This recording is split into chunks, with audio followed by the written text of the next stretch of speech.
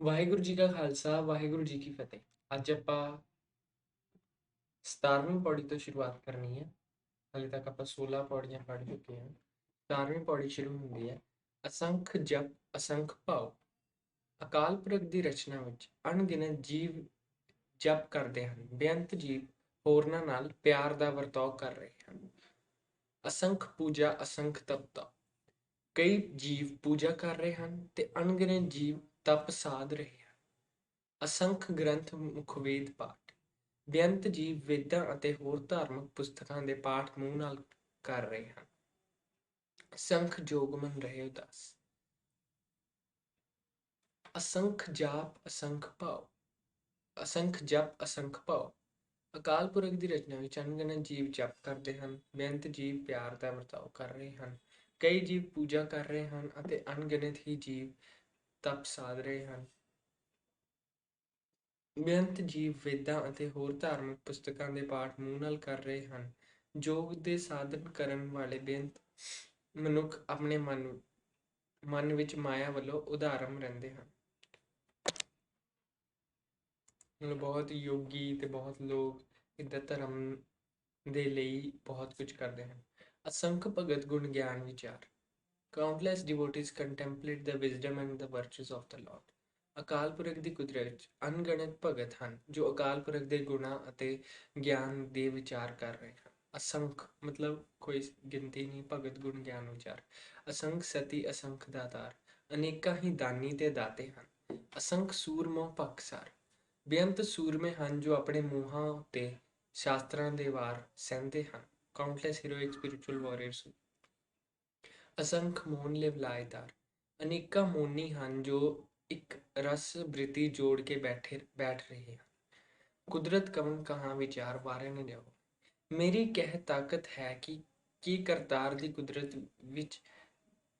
ਦੀ ਵਿਚਾਰ ਕਰ ਸਕਾਂ। How can your creative potency be describe. ਵਾਰੇ ਨਾ ਜਾਵਾਂ ਇੱਕ ਵਾਰ, ਮੈਂ ਤਾਂ ਤੇਰੇ ਉੱਤੇ ਇੱਕ ਵਾਰ ਵੀ ਸਦਕੇ ਹੋਣ ਜੋਗਾ ਨਹੀਂ। ਹਸਤੀ ਬਹੁਤ ਹੀ ਤੁੱਛ ਹੈ। ਜੋ ਤੁਧ ਭਾਵੇਂ ਸਾਈ ਭਲੀ ਕਰ। ਜੋ ਤੈਨੂੰ ਚੰਗਾ ਲੱਗਦਾ ਹੈ ਉਹੀ ਕੰਮ ਭਲਾ ਹੈ। ਤੂੰ ਸਦਾ ਸਲਾਮਤ ਨਿਰੰਕਾਰ।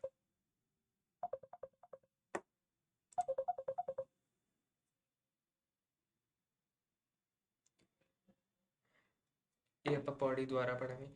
ਅਸੰਖ ਜਪ ਅਸੰਖ ਭਾਉ। ਇਸ ਪੌੜੀ ਦੀ ਸ਼ੁਰੂਆਤ ਇਸ ਤੋਂ ਸ਼ੁਰੂ ਹੁੰਦੀ ਹੈ ਤੇ ਕੁਦਰਤ ਕਵਨ ਕਹਾਂ ਵਿਚਾਰ ਵਾਰੇ ਨਾ ਜਾਵਾਂ ਇੱਕ ਵਾਰ, ਜੋ ਤੁਧ ਭਾਵੇਂ ਸਾਈ ਭਲੀ ਕਾਰ, ਤੂੰ ਸਦਾ ਸਲਾਮਤ ਨਿਰੰਕਾਰ। ਇਹ ਪਿਛਲੀ ਪੌੜੀ ਦੇ ਵਿੱਚ ਵੀ ਅਖੀਰ 'ਚ ਲਾਈਨ ਸੀ ਤੇ ਇਸ ਵਿੱਚ ਵੀ ਹੈ। ਜੋ ਤੁਧ ਭਾਵੇਂ, ਜੋ ਰੱਬ ਦੀ ਰਜ਼ਾ ਵਿੱਚ ਹੈ ਉਹੀ ਸਹੀ ਹੈ ਤੇ ਤੂੰ ਸਦਾ ਸਲਾਮਤ ਨਿਰੰਕਾਰ, ਤੂੰ ਸਦਾ ਅਟਲ ਰਹਿਣ ਵਾਲਾ। ਇੱਥੇ 17ਵੀਂ ਪੌੜੀ ਖਤਮ ਹੁੰਦੀ ਹੈ। ਮਤਲਬ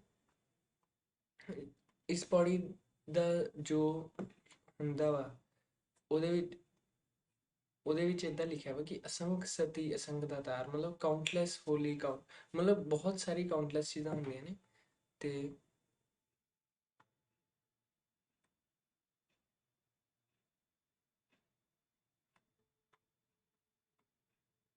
ਆਪਾਂ ਅਗਲੀ ਪੌੜੀ ਪੜ੍ਹਦੇ ਹਾਂ, ਥੋੜਾ ਸਮਝ ਆਊਗਾ। ਅਸੰਖ ਮੂਰਖ ਅੰਧ ਘੋਰ। ਨਿਰੰਕਾਰ ਦੀ ਰਚੀ ਹੋਈ ਸ੍ਰਿਸ਼ਟੀ ਵਿੱਚ ਅਨੇਕਾਂ ਹੀ ਮਹਾਮੂਰਖ ਹਨ। ਅਨੇਕਾਂ ਹੀ ਚੋਰ ਹਨ ਜੋ ਪਰਾਇਆ ਮਾਲ ਵਰਤ ਰਹੇ ਹਨ ਅਤੇ ਅਨੇਕਾਂ ਹੀ ਇਹੋ ਜਿਹੇ ਮਨੁੱਖ ਹਨ ਜੋ ਦੂਜਿਆਂ ਉੱਤੇ ਹੁਕਮ ਤੇ ਵਧੀਕੀਆਂ ਕਰਕੇ ਅੰਤ ਨੂੰ ਇਸ ਸੰਸਾਰ ਤੋਂ ਚਲੇ ਜਾਂਦੇ ਹਨ। ਅਨੇਕਾਂ ਹੀ ਖੂਨੀ ਮਨੁੱਖ ਲੋਕਾਂ ਦੇ ਗਲ ਵੱਢ ਰਹੇ ਹਨ ਅਤੇ ਅਨੇਕਾਂ ਹੀ ਪਾਪੀ ਮਨੁੱਖ ਪਾਪ ਕਮਾ ਕੇ ਇਸ ਦੁਨੀਆ ਤੋਂ ਤੁਰ ਜਾਂਦੇ ਹਨ। ਅਨੇਕਾਂ ਹੀ ਝੂਠ ਬੋਲਣ ਦੇ ਸੁਭਾਅ ਵਾਲੇ ਮਨੁੱਖ ਝੂਠ ਵਿੱਚ ਹੀ ਰੁੱਝ ਪਏ ਹਨ ਅਤੇ ਅਨੇਕਾਂ ਹੀ ਖੋਟੀ ਬੁੱਧੀ ਵਾਲੇ ਮਨੁੱਖ ਮਲ ਭਾਵ ਅਖਾਜ ਹੀ ਖਾਈ ਜਾ ਰਹੇ ਹਨ। ਅਨੇਕਾਂ ਹੀ ਨਿੰਦਾ ਕਰਕੇ ਆਪਣੇ ਸਿਰ ਉੱਤੇ ਨਿੰਦਿਆ ਦਾ ਭਾਰ ਚੁੱਕ ਰਹੇ ਹਨ।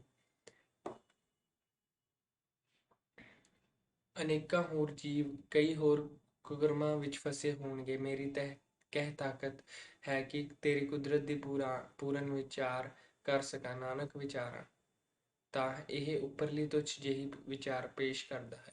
ਵਾਰਿਆ ਨਾ ਜਾਵਾਂ ਏਕ ਵਾਰ ਜੇ ਜੋ ਤੁਧ ਭਾਵੇਂ ਸਾਈ ਭਲੀ ਕਾਰ ਤੂੰ ਸਦਾ ਸਲਾਮਤ। ਮਤਲਬ ਇਹ ਦੋਨੋਂ ਪੌੜੀਆਂ ਦੇ ਵਿੱਚ ਇਦਾਂ ਕਿਹਾ ਵਾ ਕਿ 17ਵੀਂ ਪੌੜੀ ਵਿੱਚ ਆਪਾਂ ਗੱਲ ਕੀਤੀ ਸੀ ਅਸੰਖ ਨਾਮ ਅਸੰਖ ਥਾਮ, ਮਤਲਬ ਵਧੀਆ ਚੀਜ਼ਾਂ ਬਾਰੇ ਗੱਲ ਕਿ ਕਿੰਨੇ ਯੋਗੀ ਤੁਹਾਡੀ ਪੂਜਾ ਕਰਦੇ ਨੇ, ਕਿੰਨੇ ਲੋਕ ਕਿੰਨਾ ਕੁਝ ਕਰਦੇ ਨੇ, ਤੇ ਦੂਸਰੇ ਦੇ ਵਿੱਚ ਕਿ ਕਿੰਨੇ ਲੋਕ ਕਿੰਨਾ ਕੁਝ ਮਾੜਾ ਕਰਦੇ ਨੇ। ਤੇ ਅੰਤ ਵਿੱਚ ਆਪਾਂ ਇਹੀ ਕਹਿੰਦੇ ਹਾਂ ਕਿ ਜੋ ਤੁਧ ਭਾਵੇਂ ਸਾਈ ਭਲੀ ਕਾਰ ਤੇ ਸਦਾ ਸਲਾਮਤ ਨਿਰੰਕਾਰ। ਉਸ ਤੋਂ ਪਹਿਲਾਂ ਦੋ ਲਾਈਨਾਂ ਹੋਰ ਵੀ ਨੇ ਜੋ ਸੇਮ ਨੇ। ਨਾਨਕ ਨੀਚ ਕਹੈ ਵਿਚਾਰ, ਨਹੀਂ ਵਾਰਿਆ ਨਾ ਜਾਵਾਂ ਇੱਕ ਵਾਰ ਤੋਂ, ਵਾਰਿਆ ਨਾ ਜਾਵਾਂ ਏਕ ਵਾਰ ਜੋ ਤੁਧ ਭਾਵੇਂ ਸਾਈ ਭਲੀ ਕਾਰ ਤੂੰ ਸਦਾ ਸਲਾਮਤ ਨਿਰੰਕਾਰ।